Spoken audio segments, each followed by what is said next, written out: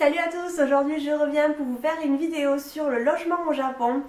C'est une vidéo qui m'a été beaucoup demandée suite à mes vidéos de déménagement ainsi que mon bilan des 6 mois.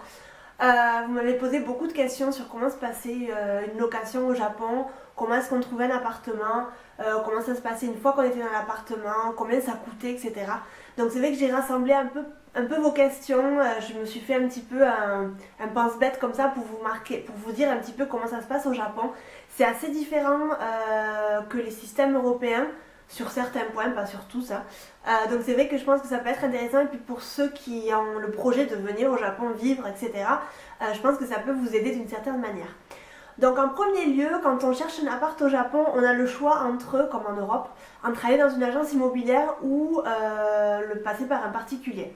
Donc passer par un particulier, c'est un peu plus facile parce que ça reste un peu moins cher, on n'a pas de frais d'agence à payer. Ça, c'est comme partout, hein, vous avez des journaux, vous avez internet, vous pouvez chercher comme vous voulez, c'est assez similaire. Après, quand vous voulez vous diriger vers une agence d'immobilier, ça va être un peu plus compliqué parce que vous avez beaucoup de choses à payer. Par contre, ils vont être là pour vous aider, ils vont vous proposer énormément d'appartements, ça va être assez bien sur ce côté-là.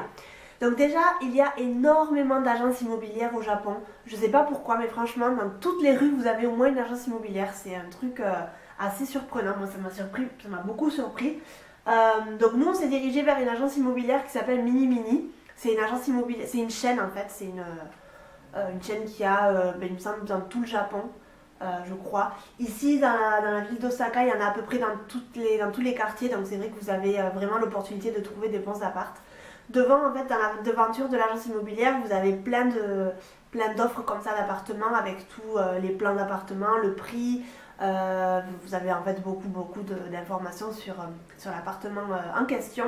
Et quand vous avez décidé en fait ce que vous voulez, vous rentrez dans l'agence et vous demandez donc un rendez-vous pour que l'agent vous propose des appartements. Quand vous allez vous demander à l'agent de vous trouver un appartement, il va d'abord vous demander quelle dimension vous voulez. Donc en Europe, enfin en France en tout cas, on fonctionne par T1, T2, T3, studio, etc. Ici vous allez avoir plusieurs systèmes en fait. Ça va pas être T1, T2, T3, ça va être 1 LDK, 2 LDK, 3 LDK ou 1 DK, 2DK, 3DK. Ensuite, qu'est-ce que ça veut dire LDK et DK? LDK, ça veut dire Living, Dining and Kitchen. Donc LDK, ça veut dire salon, salle à manger et cuisine. Donc vous allez avoir ces trois choses séparées, plus une chambre. Donc 1 LDK, ça va être une chambre, plus un salon, salle à manger et cuisine. 2 LDK, ça va être deux chambres, cuisine, salon, salle à manger. Donc, ça va être un assez grand appart. 3 LDK, ça va être 3 chambres, un salon, une salle à manger, une cuisine. Comme, voilà, et ainsi de suite. Et après, 1 DK, donc sans le L, 1 DK, ça va être le salon et la cuisine. Vous n'allez pas avoir de salle à manger. Donc ça va être un plus petit appart. 1 DK, ça va être une chambre, un salon et une cuisine. 2 DK et ainsi de suite. Et après, vous allez avoir le one room qui est un studio. Alors nous, en fait, on vivait dans un one room avant. Vous pouvez voir, je vous avais fait un tour d'appartement dans les vlogs précédents. Je vous mettrai le lien en bas dans la barre d'infos.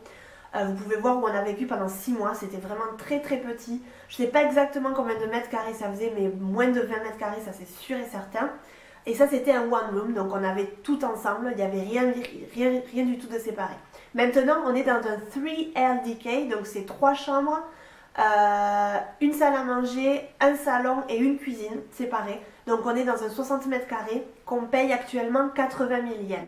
Le studio qu'on avait avant qui faisait moins de 20 mètres carrés, qui était absolument horrible, on payait 45 000 yens. Donc vous pouvez voir que c'est pratiquement la moitié. Mais bon, c'était invivable. Hein. Voilà, je vous le dis directement, c'était invivable. Mais bon, c'était au début. Moi, je venais d'arriver au Japon, je savais pas trop ce que ça allait être niveau travail. Donc du coup, c'est vrai qu'on a pris ce petit truc-là pour dépanner.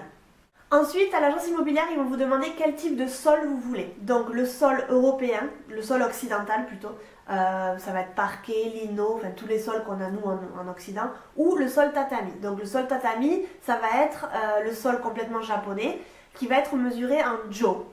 Donc ils vont vous dire par exemple combien vous voulez de jo, donc vous allez dire je veux 6 tatami, donc 6 jo. Une chambre tatami de 6 tatami, ça va être la chambre normale japonaise, ni grande ni petite, qui va pour nous sembler très petit, mais pour eux 6 tatamis c'est assez bon. Et en fait c'est bizarre parce qu'ils mesurent ça en tatami et ils mesurent ça en personnes, donc ils disent ah 6 tatamis, 6 personnes, alors que sur un tatami, ouais il y a une personne qui peut dormir, mais bon c'est assez compliqué quoi. Donc bon, vu qu'ils sont un peu plus petits et un peu plus fins, c'est vrai qu'ils mesurent ça en tatami et en personnes, c'est assez drôle. Donc nous notre chambre elle fait 6 tatamis, donc 6 personnes hein, si on peut dire comme ça. Pour moi je la trouve un peu petite. Mais pour eux, c'est une chambre normale. Donc c'est vrai que ça dépend des visions européennes ou japonaises. Suite à cette vidéo, dans quelques semaines, je vous mettrai le tour de cet appartement-là. Donc vous pourrez voir un petit peu comment est disposée ma maison. Je vous l'ai promis, je vous ai dit que j'allais le faire. J'attends juste de mettre quelques petits détails de plus, mais vous allez voir le tour de l'appartement et vous pourrez voir donc les sols tatami et le sol occidental. Nous on n'a qu'une chambre de sol tatami. Généralement vous avez entre 1 et 2 chambres de sol tatami quand vous avez 3 chambres et plus. Nous on a 3 chambres, 2 chambres qu'on a laissées en tant que telles et une chambre qu'on a convertie en salon. Vous verrez tout ça dans la vidéo du tour de l'appartement. Ensuite on va parler de caution. Donc la caution c'est ce qui fait le plus mal. Je sais pas exactement comment ça se passe en France, je crois que c'est 2 mois, 1 à 2 mois, je sais pas exactement. Ici vous avez 2 types de caution. Vous avez le shikikin et le reikin. Donc le shikikin c'est quoi? C'est la caution que vous déposez qui vous est rendue à la fin de votre contrat. Donc par exemple je sais pas, vous déposez 2 mois. Généralement ils vont vous demander minimum 2 mois. Donc vous déposez 2 mois, quand vous partez, la caution vous est rendue si tout va bien dans l'appartement. Le reikin c'est autre chose. Le reikin c'est un cadeau que vous faites au propriétaire pour lui remercier de vous louer l'appartement. Donc ça c'est complètement fou pour nous, enfin pour notre vision en tout cas d'occidental. Pour eux aussi, hein, ils trouvent que c'est pas du tout juste. Taka aussi il m'a dit que c'était n'importe quoi, mais bon c'est quelque chose qui se fait beaucoup au Japon, donc vous devez le faire. Donc qu'est-ce que c'est? Vous devez en fait donner 1 mois de plus, en général c'est 1 mois, ça peut être un peu plus. Vous devez donner 1 mois de plus au propriétaire pour lui remercier de vous louer l'appartement. Donc vous avez déjà 1 mois de loyer qui vous part comme ça, qui se volatilise, que vous ne reverrez plus jamais. Donc ça fait mal, franchement ça fait mal. Nous on a payé, je crois que c'était 1 mois et demi il me semble, de cadeaux au propriétaire, c'est le reikin. Par contre on n'a pas eu à payer de caution à déposer comme ça, qui nous sont rendus à la fin. Et on avait, je crois que c'était 50 000 yens de frais d'agence, il me semble, plus 1 mois de loyer à payer pour entrer en janvier en fait. Mais bon, ça c'est pas perdu, c'est notre mois de loyer de janvier qu'on n'a pas dû payer, on n'a pas dû payer ici maintenant en janvier. On avait dû le payer en décembre. Donc ça fait mal, le reikin ça fait un petit peu mal. C'est comme ça, vous devez rentrer dans la norme japonaise. Vous ne devez pas dire non, moi je fais pas de cadeau au propriétaire, c'est obligé en fait. Donc qu'est-ce qui est négociable? Le shikikin, donc le mois de caution ou les 2 mois de caution qui vont vous être remboursés à la fin. Donc ça peut être négociable. Nous ce qu'on a négocié c'est les frais d'agence, parce que les frais d'agence c'était environ 100 000 yens. Donc du coup c'est vrai qu'on a négocié à la moitié. Donc on a payé que 50 000 yens. Au début Taka il n'était pas vraiment chaud pour négocier, mais bon je l'ai un peu forcé. Il a un peu une mentalité de japonais lui, et il m'avait dit non ça se fait pas etc. Mais je lui ai dit si ça se fait complètement. Et donc du coup ça a marché. C'est vrai qu'il a appelé le jour après, l'agent nous a rappelé, il nous a dit écoute on vous fait la moitié des frais d'agence, donc ça nous a extrêmement aidé. Ensuite, qu'est-ce que je voulais vous dire d'autre? Oui, ici ce qui m'a choqué, enfin ce qui m'a surpris en tout cas, c'est qu'il n'y a pas d'état des lieux. Donc il n'y a pas d'état des lieux pour entrer ni pour sortir. Donc à l'ancien appartement, on n'a pas eu d'état de lieu. Et ici, on n'a pas eu d'état de lieu non plus. Donc je pense que c'est sur une question de confiance en fait, je pense. Ils vous livrent l'appartement déjà tout nettoyé, donc en fait ils font un gros ménage avant de vous livrer l'appartement. Ils nettoient toutes les fenêtres, ils nettoient tout vraiment au millimètre près. Ça vous avez aucun problème au niveau du nettoyage. Pareil quand vous laissez l'appartement, moi j'ai nettoyé l'appartement qu'on a laissé, le studio, mais c'est eux qui se chargent de tout le nettoyage, vraiment au millimètre près, donc ça c'est vraiment génial. Et c'est vrai que Taka il m'avait dit mais pourquoi tu nettoies aussi fort et tout, et je dis ben c'est normal, on rend un appartement et tout, et il me dit non mais ici t'inquiète pas, on le laisse quand même au propre, mais c'est pas la peine de faire des trucs comme si on avait peur qu'ils nous rendent pas la caution quoi. À l'autre appartement on n'avait pas donné de caution parce que bon c'était une amie de sa mère qui nous louait l'appartement, donc on a eu de la chance au niveau de ça. Mais ici, en fait, on n'a pas de données de caution non plus. On a juste donné le cadeau au propriétaire. Donc du coup, le jour où on part, s'il y a un truc de cassé ou quoi, ben en fait ça va pas nous être facturé quoi. Donc c'est vrai que bon, ça m'a un peu surpris. Pas d'état de lieu. Ni... Vous devez savoir aussi, c'est que quand vous prenez l'appartement, il est complètement vide. Donc pas de lumière, ni d'ampoule, ni rien. Vous devez acheter un abat-jour en fait avec votre propre ampoule. Regardez mes vlogs en fait du déménagement, je vous avais tout montré, etc. Pas de gazinière, vous devez acheter une gazinière à part. Mais je pense qu'en France aussi c'est dans certains appartements comme ça. Pas meublé du tout, rien du tout. C'est vrai qu'à Barcelone on est habitué à avoir les apparts meublés avec des lumières, etc. Et souvent des gazinières, donc ça c'est cool. Pas non plus de clim. Dans l'autre appart, dans le studio, on avait la clim, mais ici on l'a pas. Ici, il faut savoir que tous les appartements ont une clim parce que l'été il fait une chaleur atroce. Donc du coup, c'est vraiment nécessaire et indispensable. Donc nous, on va devoir acheter une clim courant avril, un truc comme ça, je pense. Donc ça, il faut le savoir, que l'appartement est complètement vide. Une autre chose qu'il faut savoir aussi, c'est qu'il faut appeler vous-même l'électricité, le gaz et l'eau pour en fait réouvrir un contrat.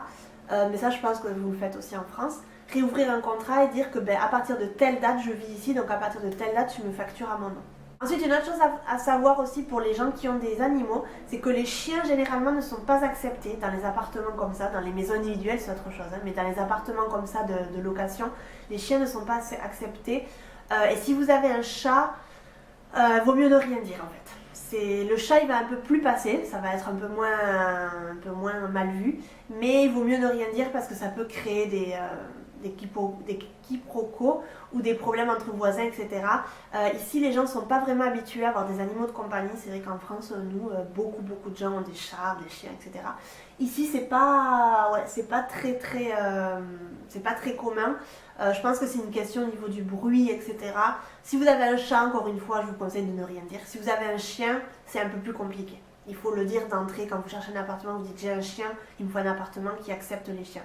J'ai vu à de nombreuses reprises que quand vous avez un chien, ils vous font payer un petit peu plus de caution. Voilà, c'est un peu injuste, mais bon, c'est comme ça. Ensuite, une autre chose aussi qui m'a vachement surprise, c'est que quand vous entrez dans l'appartement, vous devez aller vous présenter à vos deux voisins les plus proches. Donc nous, on s'est présenté aux voisins ici et aux voisins de l'autre côté. Il faut savoir que nous, dans cet immeuble-là, on n'est pas énormément, on doit être une quinzaine à peu près d'appartements. Donc on a fait les plus proches, en fait c'est Taka qui m'a dit que ça se faisait comme ça. Et donc en fait on doit dire que à partir de maintenant on est là, merci de nous accepter, bon c'est des phrases déjà toutes préconçues, etc. Avec la révérence, etc. Merci, blablabla. Et en fait qu'est-ce que vous devez faire? Vous devez amener un cadeau. Donc généralement Taka il m'a dit que c'était ou des snacks, comme des rice crackers, vous savez les trucs typiques japonais, ou de la lessive. Alors le truc qui m'a vraiment surpris, mais au plus haut point, de la lessive. Donc j'étais là, non mais c'est vrai. Enfin Taka il m'a dit on peut acheter de la lessive. Je dis mais tu te fous de ma gueule. Il m'a dit non, ça se fait souvent. Et je dis mais la lessive c'est super personnel quoi. En plus si l'odeur ne lui convient pas ou quoi. Et puis moi je trouve que offrir de la lessive ça fait con quoi. Et donc du coup c'est vrai que on a acheté des rice crackers parce qu'on en a vu des sympas et ils avaient l'air super bons. Donc du coup on a offert les rice crackers aux deux voisins. Et maintenant, et en fait quand on est revenu à la maison, Taka me dit ah c'est cool, je suis soulagée, on aura une bonne relation avec voilà, mentalité japonaise. Je dis c'est pas parce qu'on s'est présenté qu'on va avoir une bonne relation avec eux. Il me dit non mais c'est important de nous présenter, de dire que maintenant on est là, en plus on est jeunes donc si on fait la fête et tout, bon etc. Ça je trouve que c'est bien aussi, je sais pas si tout le monde le fait, mais apparemment c'est très japonais et c'est bien de le faire.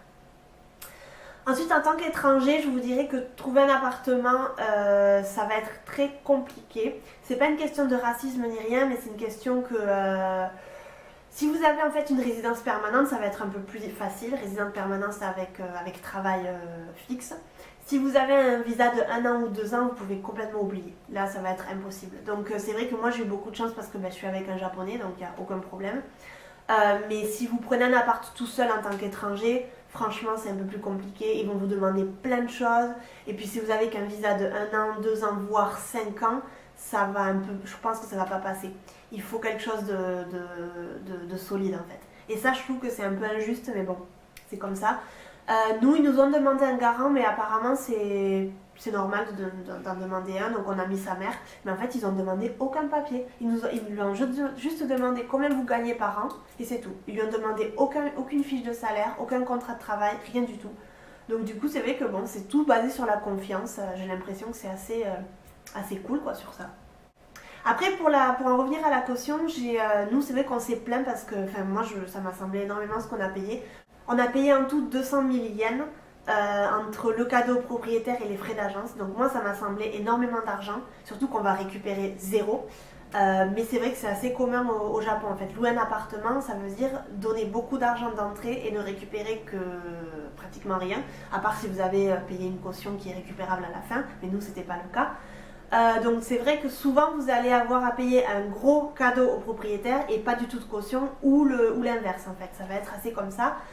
Nous on a des amis qui ont payé 500 000 yens d'entrée quoi. Donc c'est vrai que nous on a payé 200 000 et ça nous a semblé déjà trop. Mais 500 000 apparemment c'est le normal quoi, c'est la chose commune. Donc apparemment c'est vrai qu'on s'est renseigné autour de nous, de nos amis, et 200 000 c'est normal, c'est pas cher, c'est le truc le plus normal à payer. Certains de nos amis ont payé 500 000 yens pour entrer dans un appartement quoi, c'est vraiment énorme. Chose qu'ils ne récupéreront peut-être que le quart quoi. Donc c'est vrai que louer un appartement au Japon ça fait très mal. Et puis si vous êtes étranger, je vous dis, c'est compliqué, ils sont un peu...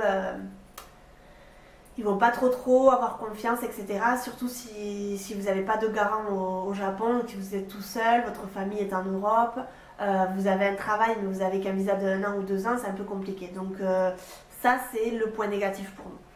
Voilà, j'espère vous avoir un petit peu aiguillé sur le sujet. Je suis désolée si cette vidéo est un peu longue, mais bon, j'avais beaucoup de choses à vous dire et puis je ne voulais absolument rien oublier. Si vous avez des questions, encore une fois, n'hésitez pas à les mettre en bas dans la barre des commentaires. En tout cas, je vous retrouve très bientôt pour une nouvelle vidéo. Je voulais aussi vous remercier pour vos récents abonnements. On a passé la barre des 1000 abonnés. Je suis vraiment très heureuse. Je vous remercie vraiment du fond du cœur. Je vous dis à très bientôt dans une nouvelle vidéo. Bye bye.